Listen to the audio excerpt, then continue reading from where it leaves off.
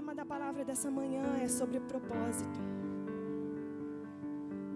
E acho que não é nada mais perfeito de trazer eu para pregar nesse dia, justamente sobre isso. Porque se eu estou aqui, é propósito. Porque escala não era, queridos. Porque programado não era. Então, querido, se você está aqui também essa manhã, é porque é propósito. Amém? O Senhor começou a ministrar na minha vida e mostrando para mim, através da palavra, que tudo, exatamente tudo que aconteceu ali, pelo menos em Atos, e eu creio que na minha vida e na sua vida, porque a gente é a continuação de Atos, é propósito. Inclusive na família onde você nasceu, inclusive o seu nome, inclusive esse rostinho lindo que Deus te deu, tudo é propósito. E não tem nada que seja por acaso nas nossas vidas. Amém? Você pode abrir a sua palavra aí comigo em Atos? A gente vai ler de Atos de 1 até o final, tá, irmãos?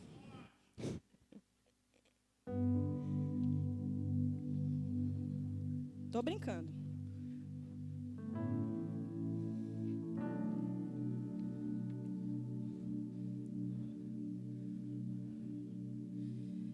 Em Atos 1, a partir do verso 6, diz assim: Então, os que estavam reunidos lhe perguntaram: Senhor, é neste tempo que vais restaurar o reino a Israel? Ele lhes respondeu: Não lhes compete saber os tempos ou as datas que o Pai estabeleceu pela sua própria autoridade, mas receberão poder. Receberão o quê? Quando o Espírito Santo descer sobre vocês, e serão as minhas testemunhas em Jerusalém, em toda a Judeia e Samaria e até os... Onde é o Brasil, gente? O Brasil é o confins da terra. Onde que é os Estados Unidos? Onde que é a Europa?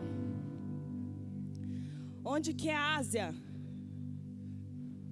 Gente, a maior parte do mundo é os confins da terra. Amém? E eu comecei a ler, e o Ti já pregou na semana passada, ele falou um pouquinho sobre isso. Sobre a Judeia, a Samaria e os confins da terra. E o Senhor começou a falar comigo desde aquele momento, falando assim, tem coisa a mais aí.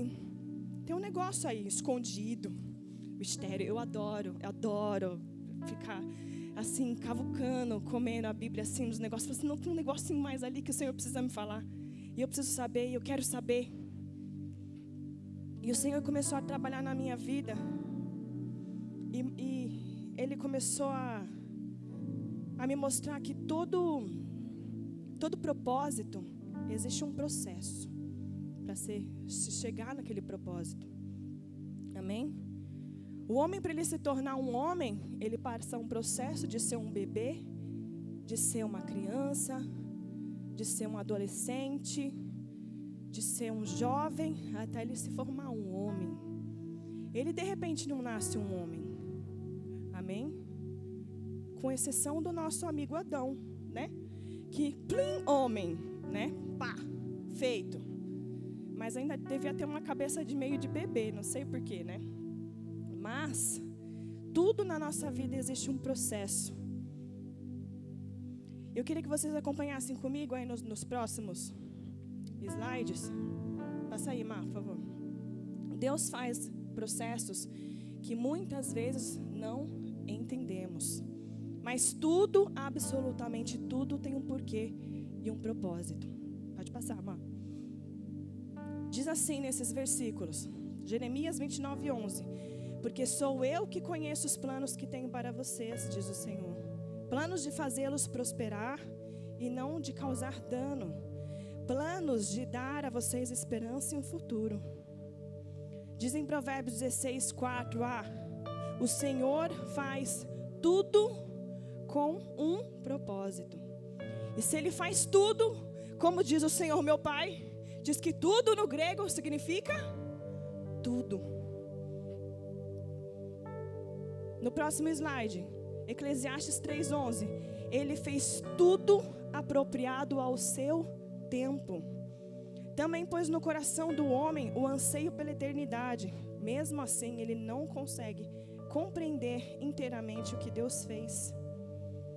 Romanos 8:28. Sabemos que Deus age em todas as coisas para o bem daqueles que o amam, dos quais foram chamados segundo o seu propósito. Irmãos, você tem dúvida que existe um propósito na vida de vocês? Não. Se você tem alguma dúvida, tira isso da sua mente. É a palavra do Senhor. O Senhor faz tudo com um propósito. Se Ele fez você, é porque Ele tem um propósito na sua vida. É porque Ele tem um plano na sua vida. E é porque você já está dentro de um processo. E talvez você pode não entender completamente onde vai dar isso tudo daí. Amém? Quando a gente vive uma vida sem entender o propósito do Senhor, sem ter o discernimento das coisas que o Senhor vai fazer, muitas vezes a gente acaba vivendo a nossa vida pelo propósito da rotina. Não é mesmo? Pode passar, Amar. A gente vai de casa para o trabalho, do trabalho para casa. Aí de casa para o trabalho no dia seguinte, trabalho para casa. Aí vai na casa da sogra, volta, leva as crianças para a escola, volta. E assim a gente acaba vivendo de propósito, de rotina. Essa é a nossa vida. Na nossa mente a gente está construindo o quê? Não está construindo nada. A gente está trabalhando para pagar as contas do final do mês. É ou não é verdade? Quem nunca viveu assim? E começou a falar assim, eu odeio a rotina, tudo que eu preciso é de quê? Férias. E aí você começa então a trabalhar e viver por um propósito das férias. Eita Jesus. Gente, o Senhor nos chamou para algo muito além de férias. O Senhor tem um propósito muito maior para nós do que viver a nossa vidinha individualista, onde é o nosso trabalho, a nossa família, a nossa casa, as nossas férias, a nossa isso, o nosso aquilo. O Senhor, tudo que o Senhor quer não é que você viva pela rotina, mas que a sua rotina viva por Ele. Amém? Que a sua rotina viva pelos propósitos do reino. E como diz o tema dessa palavra nessa manhã, eu ia falar à noite já. Nessa manhã é entendendo os propósitos da sua vida. Não é. Chama entendendo os propósitos do reino. E existe uma diferença entre você sozinho e o reino. Porque o reino existe. Quando você pensa em reino, você pensa em uma pessoa e um monte de pessoas. Um monte, não é mesmo? Não existe reino só de uma pessoa. Não existe. Isso é marxismo. Isso é individualismo. Não existe. O reino de Deus, ele é composto por um cabeça e tem o seu corpo. Não é mesmo? Quando Cristo fala assim, igreja, vocês são o corpo de Cristo. E quando Cristo fala também que o governo do mundo está sobre os ombros de Cristo. Agora me fala, o ombro ele faz parte do corpo ou ele faz parte da cabeça? Ele faz parte do corpo. Quem é corpo? Eu queria que hoje você entendesse que existe uma importância muito grande na sua vida como corpo de Cristo, que é simplesmente gerenciar o governo do mundo. Você entende que você é o ombro de Cristo? Você faz parte do corpo e a palavra diz que o governo está sobre os ombros de Cristo. Não existe a gente sem Cristo. E infelizmente também não existe Cristo se a igreja não estiver fazendo parte. Nós somos um. Quando o Senhor nos colocou um com Ele, Ele mudou tudo. Ele mudou tudo, tudo. Amém? Diz assim Romanos 4,18: assim fixamos os olhos naquilo, não naquilo que se vê, mas naquilo que não se vê. Pois o que se vê é transitório, mas o que não se vê é eterno. Só que existe um porém.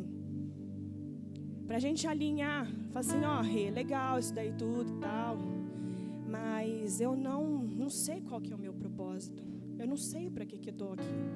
Eu tenho vindo na igreja, eu tenho servido aqui, mas eu nem me sinto parte da igreja.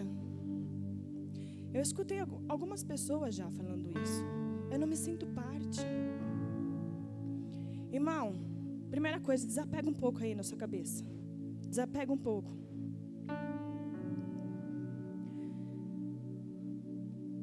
Passa os slides. Todo propósito exige um processo. A gente nunca vai saber do propósito sem estar dentro do processo, sem participar do processo. Pode passar, Amar. O Senhor fala assim, nesse texto base que a gente leu, o que tinha acontecido aqui em Atos 1, para vocês entenderem o raciocínio aqui. Em Atos 1, o Senhor tinha acabado de ressuscitar, ele encontra lá os seus discípulos, e aí ele ascende aos céus. É o primeiro ato que acontece. Só que antes dele ascender aos céus, rola essa conversa aí, dele com os seus discípulos. E os discípulos dizem: Senhor, é neste tempo que vai restaurar o reino de Israel?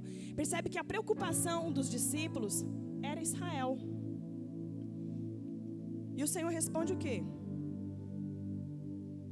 Não lhes compreende, não lhes compete saber os tempos ou as datas, mas receberão poder do Espírito Santo descer sobre vocês e serão minhas testemunhas em Jerusalém, Judeia, Samaria e os confins da terra.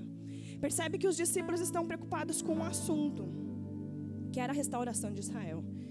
E o Senhor fala assim, para de pensar nesse negócio aí, que isso aí não tem nada a ver com o que vocês têm que ficar pensando. O que eu quero que vocês foquem os seus pensamentos é nisso daqui, ó.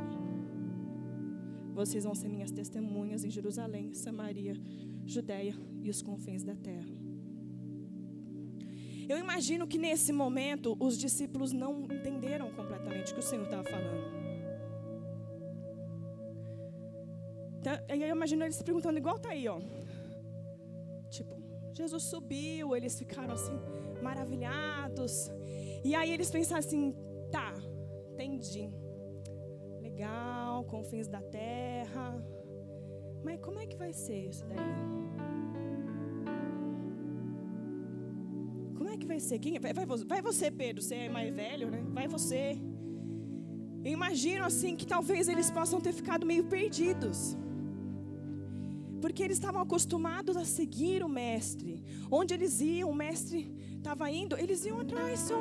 Eles não tinham que ter um relacionamento com o Espírito Santo para ser guiado pelo Espírito. Eles eram guiados por Cristo. O Espírito ainda não tinha descido. Amém ou não amém? Então eu imagino que eles estavam assim, e agora? Como é que vai ser? Não tinha um ser ali que sabia lidar com o Espírito Santo até então.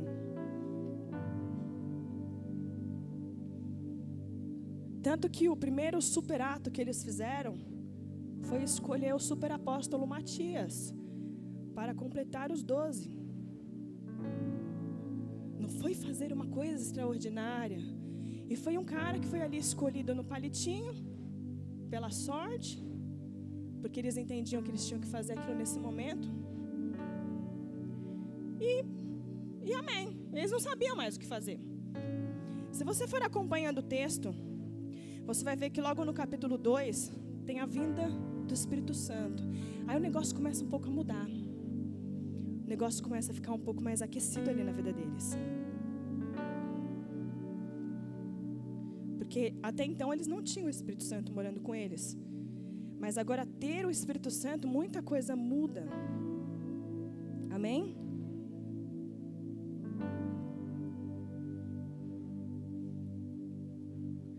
Muda o slide aí para mim, Má.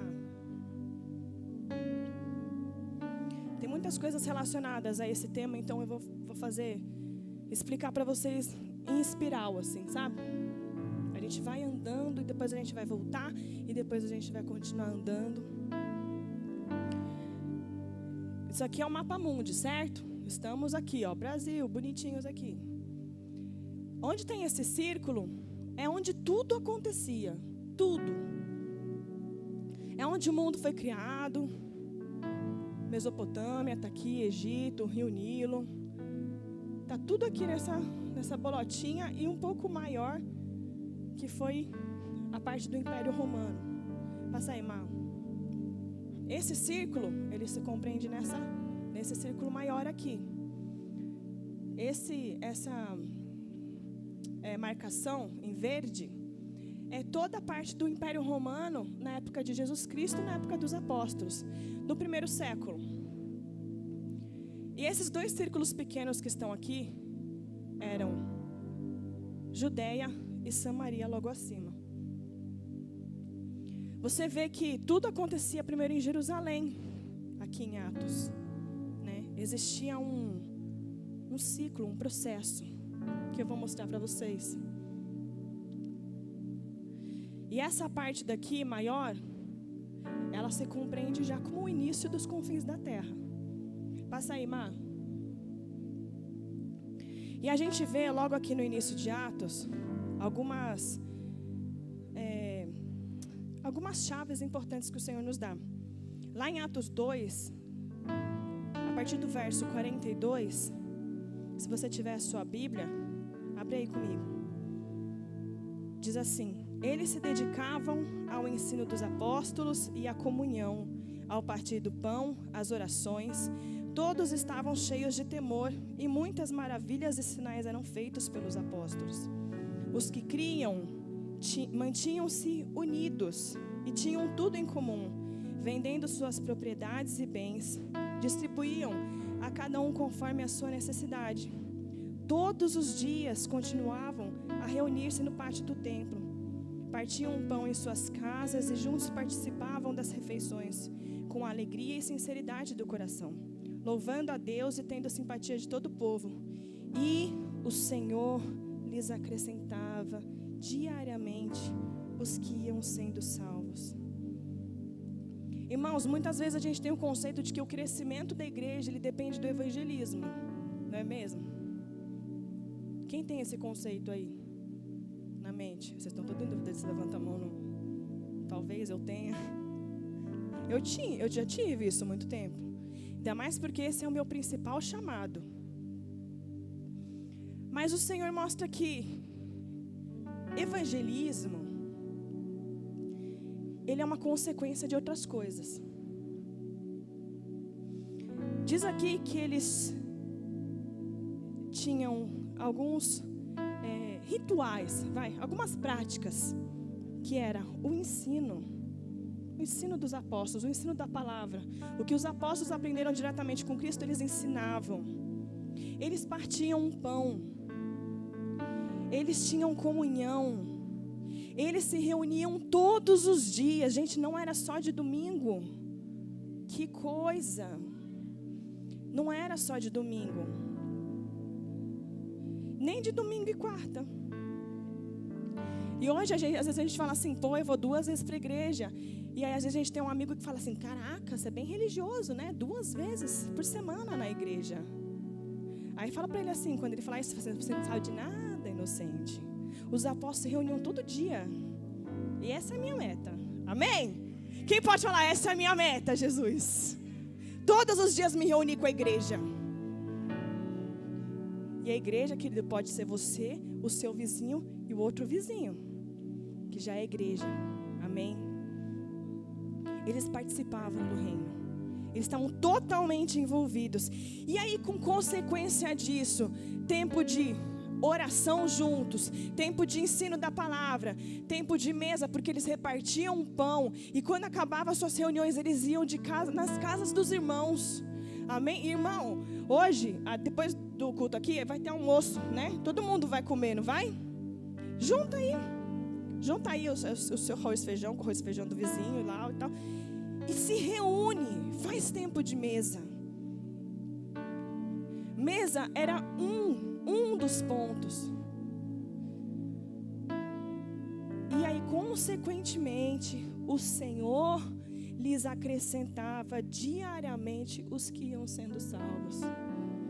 Você percebe que era tão natural que eles iam se achegando. Não era uma coisa assim, vamos fazer um evento, vamos fazer uma coisa assim extraordinária. Querido, a gente pode fazer Deus e o mundo. Se a gente não estiver vivendo o processo anterior, o Senhor não acrescenta. Porque o Senhor não vai mandar um cara que precisa de alimento onde não há. O Senhor não vai mandar um cara que precisa de comunhão onde não tem. Então, primeiro na nossa vida, vamos se preocupar em viver esses processos aqui. Amém? Tudo isso gerava crescimento. Mas começou a acontecer uma coisa forte em seguida. Se você está com a sua Bíblia aberta, aí você vê que o tema já do capítulo 3 é a cura de um mendigo aleijado. Foi o primeiro milagre aqui de Pedro e João, aos olhos de todo mundo. Porque diz aqui no capítulo 2 que muitos sinais e maravilhas aconteciam. Mas o milagre do aleijado na porta da igreja, muita gente viu. Isso começou a repercutir em Jerusalém. Isso deu um chabu, gente. O negócio ficou tenso ali. Deu tanto um chabu que as pessoas começaram a endeusar Pedro e João. E sempre que alguém endeusa alguém, tem um outro alguém que fica com inveja porque também queria ser endeusado, não é mesmo? E tudo que Pedro e João queriam aqui era não ser endeusado. Então começa uma perseguição forte na vida deles, na vida da igreja. Essa perseguição forte fez com que Pedro e João fossem presos, eles foram soltos. A gente vai fazer todo um percorrer aí, tá parte de Atos, tá, gente? Isso fazia com que a igreja orasse por eles, estivessem mais ainda em momentos de oração. Toda a perseguição, ela só fazia com que o negócio crescesse mais. Que crescesse mais, que crescesse mais. E até que chegou um momento em que eles foram soltos e a igreja cresceu muito. Só através dessa cura do aleijado, mais de 3.000 pessoas aceitaram a Jesus e conheceram da palavra. Então foi um boom.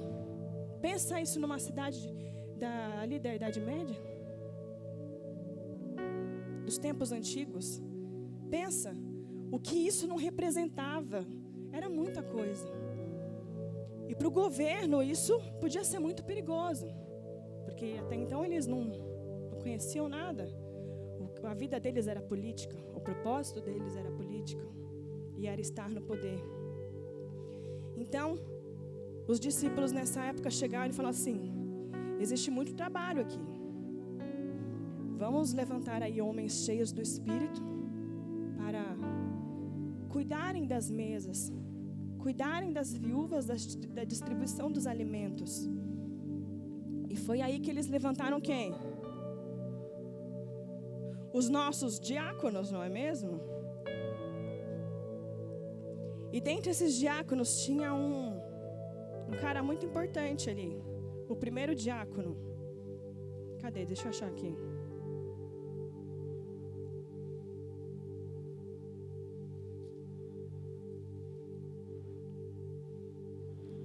Aqui. Escolha do 7. Capítulo 6. Capítulo 6, no verso 5, diz assim: tal proposta agradou a todas, porque eles discutiram sobre o assunto. Então escolheram Estevão, homem cheio de fé e do Espírito Santo, além de Filipe, Prócoco, Nicanor, Timon, Pármenas e Nicolau, um convertido ao judaísmo proveniente de Antioquia. Gente, o que acontece com esse menino Estevão? O que acontece? Tem a gente... Ô, parede! Ele é apedrejado. Ele se torna o primeiro mártir da igreja. Passa aí para mim, Má. Pode passar. Até aí. Vocês talvez não estejam conseguindo ler, né? Ainda. Mas aqui tem toda os principais acontecimentos de Atos, tá? Até chegar nas viagens missionárias de Paulo. Nesse mapa aqui é aquele cantinho onde tem as duas bolinhas que eu mostrei antes. Aqui tem Jerusalém. Toda essa região aqui é a região da Judéia. Essa parte daqui é a região de Samaria. Aqui tem Galileia e mais para cima, o restante, são já os confins da terra. Quando a gente lê aqui, ó, ciclos, eu comecei a perceber que o Senhor estabelecia uma coisa que ela tinha início, ela tinha um meio, ela tinha um processo e ela tinha um fim. Para que outro ciclo pudesse ser iniciado. Então aqui a gente tem a ascensão de Cristo, a escolha de Matias, todos os primeiros pontos que eu acabei de falar. Até chegar aqui, ó, primeiro mártir, Estevão. Ele termina esse primeiro ciclo. Pensa você que você é um dos apóstolos e que você está super atarefado e você escolhe pessoas junto com os seus 11 amigos, escolhem pessoas para ajudarem ali e terem o quê? Uma posição de destaque até. Uma posição de responsabilidade perante a igreja e perante tudo que estava acontecendo na sociedade naquele momento. E aí, bem um dos meninos que você colocou lá para servir, não é que pega um menino e mata bem ele? Irmão, se fosse eu, talvez no lugar de Pedro, ou de algum dos outros apóstolos, Pedro, eu falo Pedro porque Pedro era o mais velho, ele deve ter sentido assim, pegasse eu, e não o menino que eu acabei de levantar, eu acabei de colocar ele, pegaram justo ele, pegasse eu, que já sou aqui macaco velho. Eu imagino aquelas tias falando assim, tá vendo? Vocês foram muito imprudentes. Colocaram os meninos todos aí no campo de batalha, na fronte. Cadê a cobertura espiritual desses meninos? Não tinha. Tá vendo? O menino morreu. Tá achando que é brincadeira? Quem nunca escutou alguém falar isso? Eu imagino que o negócio deve ter sido tenso. Caraca, meu, tinha tanta gente para morrer. Mataram justo Estevão. Por quê? Por quê? E o que acontece? Estevão morre ali, no meio daquela perseguição, que Saulo assistia e estava presente, e a igreja se dispersa. Então, além de perder o menino, a igreja se dispersou. Isso é uma coisa boa ou uma coisa ruim? Fala, o que vocês acham? O menino morreu e a igreja acabou. O que aconteceu? É uma coisa boa ou uma coisa ruim? Muito ruim, né? Nossa, ia sofrer demais com tudo isso. O povo saindo da igreja, tudo indo para os longe lá, falando mal dos líderes. Nossa! Sei de nada, hein, gente? Tem nada a ver aqui com a gente, não. É só lá, viu? Nem parece nós aqui. Que bom que ninguém morreu. Nem o menino Estevão morreu. Mas isso estabelece um fim de um ciclo. Quando a igreja começa a se dispersar, acontece uma coisa muito interessante. Primeiro tem essa parte 2 aqui, ó. É um ciclo que é iniciado pelos apóstolos. E a parte 3 é o ciclo que é iniciado por Saulo. Passa aí, Má, por favor. Aqui tem maior toda a parte do ciclo 1, certo? Até chegar aqui na parte de Estevão morrer. Passa para o próximo, Má. Depois se inicia aqui, ó, Filipe em Samaria. Vocês estão enxergando aqui? Não ou sim? Sim e não. Morre, mas passa bem. É isso?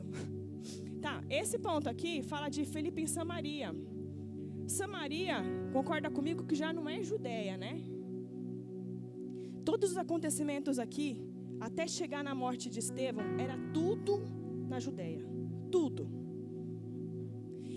E qual que era a preocupação inicial dos apóstolos lá? Lembra que eles falaram com Cristo desde o início?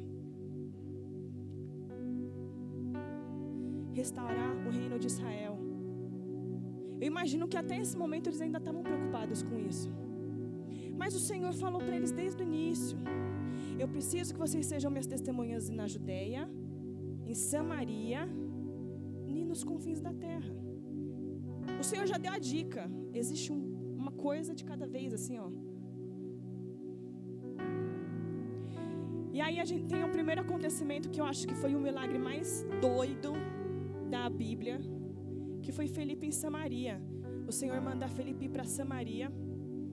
O Senhor manda Felipe ir para Gaza para falar na estrada deserta que liga Jerusalém a Gaza, porque ia acontecer alguma coisa lá. Não falou o que ia acontecer. Felipe simplesmente foi. Ele encontrou lá o eunuco na carruagem dele. E papo deu que foi que, né, eles começaram a conversar. O eunuco se converteu, recebeu a palavra, viu a água lá no meio do caminho, foi batizado. Tudo isso assim, de repente. E enquanto lá, eu imagino que o eunuco estava ainda se secando lá, puf, o que acontece? Felipe some. E Felipe some mesmo, né? E ele vai para um local que era mais de 80 quilômetros de distância. Ele aparece. E ele fala que ele já aparece a caminho de Samaria. Eu imagino que, puf, Felipe caiu e já foi andando assim. Oi, cortei caminho aqui, ó. Cortei um caminho pelo céu, cheguei. Irmãos, essas coisas são loucas. Essas coisas só vive quem está participando do reino mesmo. Eu nunca escutei uma outra história como essa, de Felipe. Se você já escutou por aí, alguém que já viveu isso, me fala que eu queria saber dessa história. E aí logo depois começa uma nova história aqui, ó. Paulo nessa perseguição toda, como a igreja se dispersou e saiu de Jerusalém, ele vai e fala assim: vou até Damasco para ver se eu encontro mais cristãos lá, para matar eles, para prendê-los. E quando ele estava no caminho de Damasco já é fora de Samaria e fora da Judeia. Damasco já é o início dos confins da terra. Quando ele estava bem lá, o que acontece? Saulo, Saulo, por que me persegues? E acontece aquele acontecimento todo, dele cair lá do cavalo dele, ficar cego, né? E vocês já sabem a história. Mas olha que interessante. Nesse meio tempo, Pedro está sendo usado para evangelizar o primeiro gentio. Até então, nenhum gentio tinha sido evangelizado. Nenhum. Você começa a perceber que alguma coisa mudou. As coisas mudaram naquele ambiente. Porque até então, aqui ó, no final do primeiro ciclo, o foco deles era o judeu, o foco deles era Israel, era viver aquilo lá. Mas o Senhor já estava fazendo outras coisas e eles nem sabiam. Quando Pedro evangeliza aqui e fala de Cristo para Cornélio, 3 anos depois, em 43, se forma a primeira igreja dos gentios. E essa primeira igreja é uma igreja onde a gente deve ter uma visão um pouco maior. Queria que você abrisse a sua Bíblia aí. Em Atos 11, no versículo 19.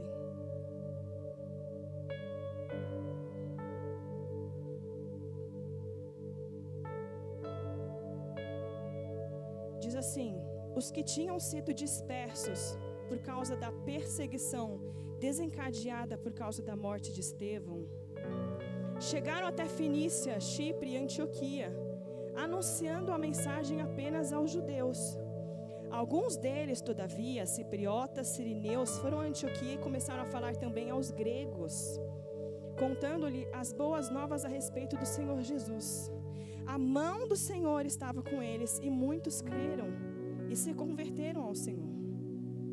Então você percebe o quê? O que aconteceu aqui em Antioquia? Os que tinham sido dispersos por causa da perseguição desencadeada com a morte do menino Estevão, começaram a falar aonde? E começaram a ser igreja aonde? Nos confins da terra. Agora você me fala assim, foi ruim o menino morrer e a igreja ser dispersa? Aí você já começa a pensar assim, parece que morre, mas passa bem, né? Quando a gente está vivendo uma luta, e quando a gente vive uma luta como igreja, a gente muitas vezes não entende os propósitos do Senhor. Por quê? Porque a nossa mente só consegue ver o que é limitado. A nossa mente só consegue ver o que está diante dos nossos olhos, que é um menino morto e a igreja saindo. Mas, irmãos, a igreja não era só aquilo ali. A igreja era tudo que o Senhor queria construir. E os gentios tinham que fazer parte. E os gentios não faziam parte. O Senhor falou desde o início, confins da terra. E ele estava onde? Em Jerusalém. Mas para tudo que... Para alguma coisa nova nascer, às vezes outra tem que morrer. Irmãos, eu estava ontem pensando sobre isso. E o Senhor começou a falar comigo. E me lembrar do dia que eu falei assim, caramba, e se eu ficar gripado? Se eu ficar gripada, o que vai ser do meu bebê? Ele vai ficar gripadinho também, aqui dentro. Aí eu fui pesquisar, né? Aí eu li uma coisa muito interessante, que talvez se você não saiba, os bebês eles não ficam gripados quando a mãe está gripada.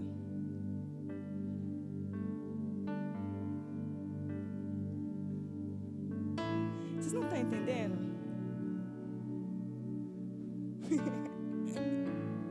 Eles acham que eu sou doida, né? Eu sou mesmo. Então, olha só, Deus me lembrou disso ontem. Eu falei, não é? Nossa, isso é muito massa. Isso é muito massa. Por quê? Porque o meu bebê, ele está sendo gerado. Ele é alguém novo. Ele é alguém frágil. Ele ainda é fraquinho. Eu já fui gerada. Já sou macaca véia. Eu posso suportar uma gripe.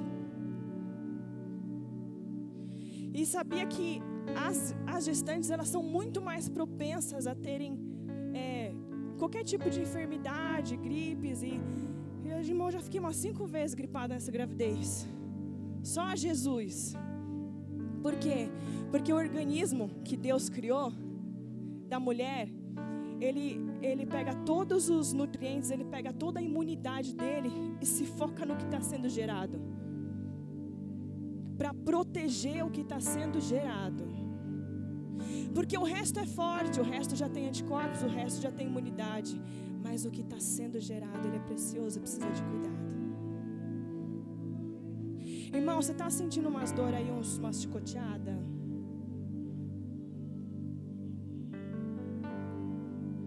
Estevão, ele precisava morrer para que outra coisa pudesse nascer. Às vezes a gente passa por dificuldades e lutas e a gente pensa assim, caramba, tá muito difícil. Cara, espera 9 meses. Vai nascer. Vai nascer, o Senhor está fazendo uma coisa nova. E a gente tem falado aqui dia após dia, o Senhor está estabelecendo um tempo novo. O Senhor está fazendo coisas novas. Pessoas morreram nesse tempo, a igreja se dispersou, mas é o Senhor que faz.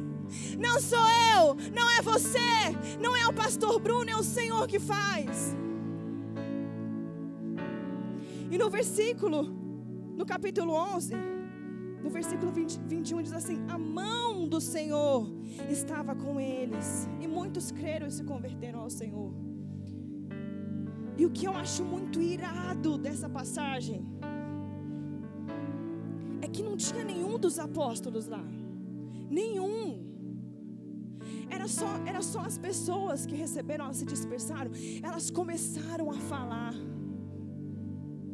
Às vezes a gente acha que o Senhor fazia tudo pelo meio dos apóstolos, depois passava para outro, depois passava para outro. Cara, os apóstolos ficaram sabendo depois que o Senhor já estava fazendo. Quem iniciou a igreja de Antioquia? Deus. Não tinha líder, não tinha um homem acima. Às vezes você pode olhar para a gente e falar assim: cara, nenhum deles é pastor.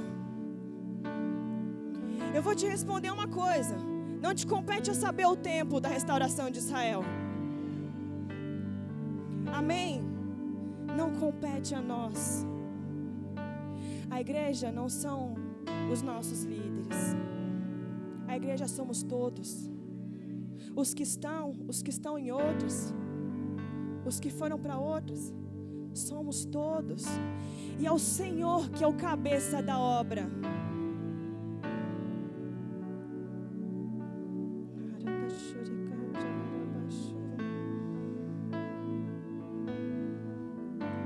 Diz assim no verso 22: notícias desse fato chegaram aos ouvidos da igreja em Jerusalém, e eles enviaram Barnabé a Antioquia.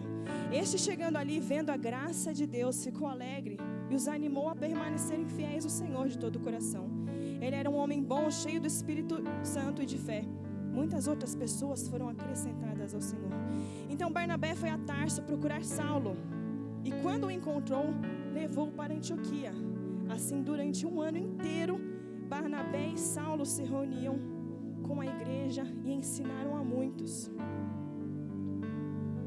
Em Antioquia, os discípulos foram pela primeira vez chamados de cristãos. Esse era o início da igreja que o Senhor queria. Todo o ciclo anterior até a morte de Estevão era necessária para que a igreja que o Senhor queria fosse estabelecida. Amém? E mandaram justamente quem? Por que não mandaram um dos 12? Tal Matias, sei lá. Não, a gente não escuta mais sobre isso. Mandaram Barnabé. E este Barnabé foi e chamou a Saulo. Saulo era recém-convertido ainda, né? Tinha acabado de se converter lá no caminho de Damasco. Mas chamaram justo os dois, não tinha ninguém derramou óleo na cabeça deles, ninguém fez um evento de ordenação para enviarem eles para cuidarem de uma igreja que estava surgindo. Não. Eles oraram e mandaram Barnabé. E nas minhas pesquisas, essa parte não dá para ler, eu sei. Aqui nessa coluna tem todos os nomes dos 12 apóstolos. Nessa outra coluna tem todos os locais de nascimento de cada um deles. E essa coluna, os locais da morte de cada um deles. Não dá para ler, mas todos aqui, todos, sem exceção, eles nasceram na Galileia. Todos. Não tem um que fora, nem o Matias. Até o Matias nasceu lá. Curioso isso, não? Nessa parte aqui, ó, onde é o ciclo 3, que ela se começa aqui na conversão de Paulo, eu coloquei aqui Paulo, Barnabé, Timóteo, Tito e Filemon. Todos eles, sem exceção, nasceram nos confins da terra. Por isso, quando eu falo assim que até o lugar onde você nasceu tem um propósito, tem uma coisa aí, é porque tem. Não é por acaso. Não foi por acaso que o Senhor escolheu Paulo, que escolheu Barnabé. Barnabé nasceu em Chipre, que era uma cidade, era uma ilha, já fora da Judeia de Samaria. Paulo nasceu em Tarso, na Síria, que Damasco é a sua capital. E até para chamar Saulo, o Senhor chamou ele já na região dos confins da terra. Talvez se Paulo tivesse esse entendimento que eu estou falando para vocês nesse momento, ele não tivesse persistido em evangelizar tanto os judeus. Porque todo mundo sabe que o chamado dele era para os gentios. E ele achava que ele tinha que evangelizar judeu, porque ele conhecia muito bem os judeus. Ele sabia da história, ele era judeu. De religião, né? E não de local de nascimento. Então o Senhor já começa a fazer uma coisa aqui com outras pessoas. Às vezes a gente espera sempre uma coisa nova das mesmas pessoas, não é? Mas às vezes o Senhor não está preso a pessoas. O Senhor está começando um ciclo novo com novas pessoas. E para que essas novas pessoas pudessem começar um ciclo que não é encabeçada pelo nome delas, as antigas precisaram finalizar esse ciclo. E mesmo os apóstolos, o Senhor começou um outro ciclo independente com eles. Que aqui, ó, a coluna 2. Não é que eles acabaram, morreram, não aconteceu mais nada. Não, mas não foram todos, não. Não foram todos, não. Foi Pedro, foi João, que escreveu o Apocalipse. Se você for ler todos os nomes das cartas do Apocalipse, nenhuma delas está em Jerusalém, na Judéia, na Samaria. Não, está tudo na área dos confins da terra. São todas na Turquia hoje. Então assim, ou eles entendiam o ciclo do Senhor e se alinhavam e falavam, entendi, é isso que a gente tem que fazer, e seguiam no caminho que o Senhor queria, ou eles iam querer ficar batendo na mesma tecla lá do ciclo 1, que acabou com a morte do menino, e ficar vivendo lá em Jerusalém. Não era mais isso que o Senhor queria. Não era mais. Passa aí, Mar, por favor. Olha onde está Antioquia aqui. É muito pertinho, né? É muito pertinho da região ali inicial que o Senhor falou, dos 2 círculos menores. Eu imagino que assim, a primeira igreja, ela tinha que ser perto mesmo, né? É onde o cristianismo, o evangelho conseguiu chegar. As boas novas do Senhor conseguiram chegar. Um local próximo. Passa aí, Má. Antioquia está aqui. Depois você começa um novo ciclo na vida de Paulo. E olha só que interessante.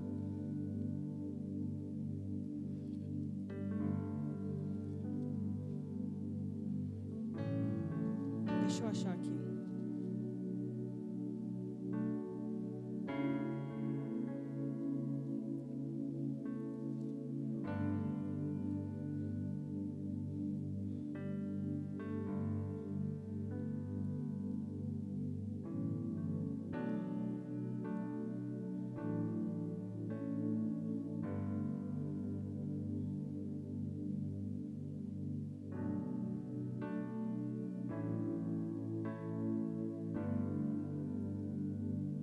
Não sei onde eu anotei o negócio.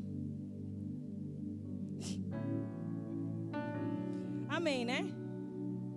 Amém. Mas é o seguinte, a gente acabou de ler que que Paulo e Barnabé, eles serviram na igreja de Antioquia por 1 ano. E diz assim,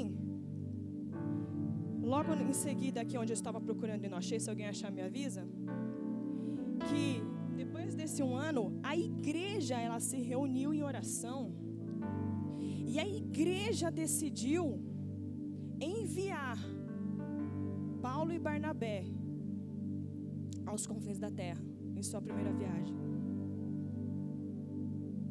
Você percebe que não foram, se Paulo e Barnabé eram os líderes ali da igreja de Antioquia,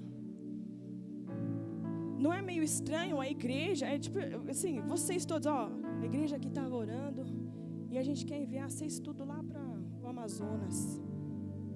Aí a gente vai falar, e quem vai ficar aqui cuidando de vocês? Eu imagino que vocês iam falar assim, oxe, foi você que começou isso aqui? Foi o Senhor? Não compete saber o tempo? E quem envia Paulo e Barnabé é a igreja. Você percebe que essa igreja era uma igreja muito diferente, né? Era uma igreja viva. Eu sonho com uma igreja assim, uma igreja que ela é um organismo vivo, que ela não depende de uma direção de um líder. A igreja ela se move. E ela não tem um líder sobre ela que fala assim: por que vocês estão se movendo aí? Deus não falou comigo, Deus tem que falar comigo, não é com vocês. E, gente, isso é papado, igreja católica. Né? Não querendo desrespeitar os nossos irmãos católicos. O Senhor tem mexido muita coisa lá. Mas isso acontece muito na igreja evangélica também. Na verdade, isso acontece em todo lugar. Onde, não, é o líder que dá a direção. Mas aqui não, aqui aconteceu tudo diferente. E eu acho isso muito massa. Eu acho que a gente tem que parar e observar e falar assim: cara, eu estou sendo a igreja que o Senhor espera? Eu estou sendo uma igreja viva? Uma igreja onde o Senhor dá direção para mim, que é a mesma direção que está dando para o outro, e que a gente vai conversar e o Senhor fala: nossa, olha a direção que o Senhor está dando para a igreja. E aí começa a se mover e pega, envia o líder para outro lugar e continua lá firme e forte, continua crescendo. A gente percebe no caminhar, no início, em todos os momentos dessa igreja de Antioquia, que a mão do Senhor estava sobre eles. E Paulo e Barnabé saem aí, ó, na sua primeira viagem. Se você não sabia, eu não sabia, então eu estou te contando. Antioquia, a igreja de Antioquia era a igreja de Paulo, né? Porque Paulo vivia para lá e para cá, né? Mas ele tinha a igreja, a casa dele, né? Que era Antioquia. Ele sempre saiu de todas as viagens dessa região da Antioquia. Então eles foram aqui, ó, para Chipre, local onde nasceu Barnabé. Tem aqui a parte de Salaminas e Pafos. Salamina hoje é metade de uma ilha que ela é totalmente habitada só por muçulmanos. Se alguém sentir um chamado aí de ir para Salamina, vamos orar pela sua vida. Amém? E aí ele começou a rodar isso daqui, e o Senhor começou a fazer muitas coisas através da vida dele. Passa aí, Mar, rapidão, para a gente finalizar. Aí ele voltou até Antioquia. Na segunda viagem, foi uma viagem bem mais demorada, foi onde ele brigou com Barnabé. A gente não sabe direito para onde Barnabé foi depois de Chipre, porque Barnabé saiu de Antioquia, foi para Chipre, e depois a gente não tem um relato bíblico para onde ele foi. Mas esse foi o caminho que Paulo fez. Eu não posso me ater aqui, mas tem vários pontos muito interessantes nessa viagem. Até que ele volta aqui para Jerusalém, Cesareia, e volta para Antioquia. Logo em seguida, a igreja envia eles de novo. Envia aí, o próximo slide. Ele sai de novo de Antioquia, faz essa viagem toda aqui, que demora muitos anos, volta para Jerusalém, e ele é preso. E aí ele vai para Roma. A viagem dele acaba aqui em Jerusalém. Eu acho que ele nunca mais apareceu em Antioquia. E ele viveu a vida dele para os confins da terra. Eu imagino que talvez Paulo tivesse tido uma vida muito difícil, muito sofrida. Ou não sei. Porque eu acho que servir o Senhor e fazer as maravilhas, assim, as maravilhas que o Senhor fazia através da vida de Paulo deve ser algo extraordinário. Mas Paulo não teve a vida de Paulo. Paulo teve a vida do reino. E se não fosse por Paulo, se não fosse por Barnabé, se não fosse por muitos dos outros apóstolos terem, saído ali de Judeia e de Samaria, a gente não estaria aqui hoje. Se não fosse o menino Estevão morrer para se começar a iniciar um novo ciclo que foi iniciado pelo Senhor e não por pessoas, a gente não estaria aqui hoje. Amém? Feche os seus olhos aí no seu lugar.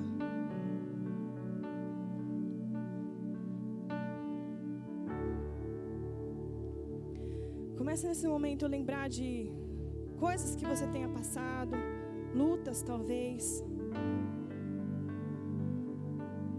Sabe, aquela gripe da gestante, que muitas vezes é um saco, e acontece toda hora, e parece que não acaba. Agora começa a tentar olhar que está sendo algo gerado.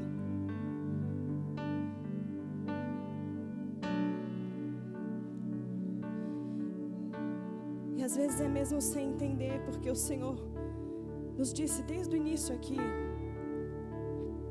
que o Senhor faz as coisas dele conforme o seu propósito, e mesmo assim os filhos não conseguem compreender inteiramente o que o Senhor está fazendo. Sabe, irmão, quando o Senhor mandou Felipe ir para até o caminho de Gaza, no meio da perseguição, Felipe não fez uma pergunta, ele não perguntou por quê. Ele não perguntou, Senhor, mas eu posso morrer ali? Ele só foi. Ele obedeceu. E se ele não tivesse obedecido, o eunuco não teria conhecido ao Senhor. Se ele não tivesse obedecido, o eunuco não teria ido para a Etiópia. O eunuco não teria evangelizado outros povos ali. Por isso, nunca ache que você faz coisas e que você não tem frutos e que você é irrelevante. Irmãos, a glória não é sua. A glória não é de homem, não é de ninguém. É tudo para que o reino do Senhor cresça. É tudo para que o nome dele seja conhecido. É tudo pelo nome de Jesus. Deus nunca morre, Deus nunca é vencido. Nunca é vencido. Para que outros possam viver, é preciso morrer. É preciso abrir mão de coisas. É preciso abrir mão.